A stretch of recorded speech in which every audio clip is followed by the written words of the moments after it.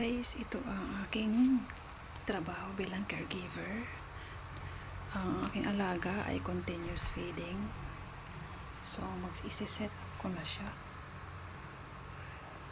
Delete. 105 ml per hour. Kailangan siyang i-set up. Lagpas. Then 210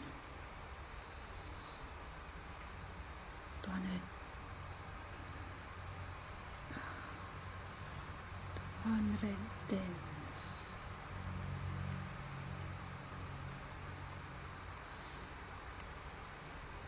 So ayan, start ko na. No cassette.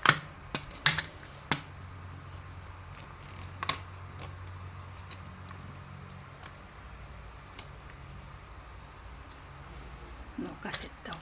Eh, may nakasalpak naman. Wait lang ha.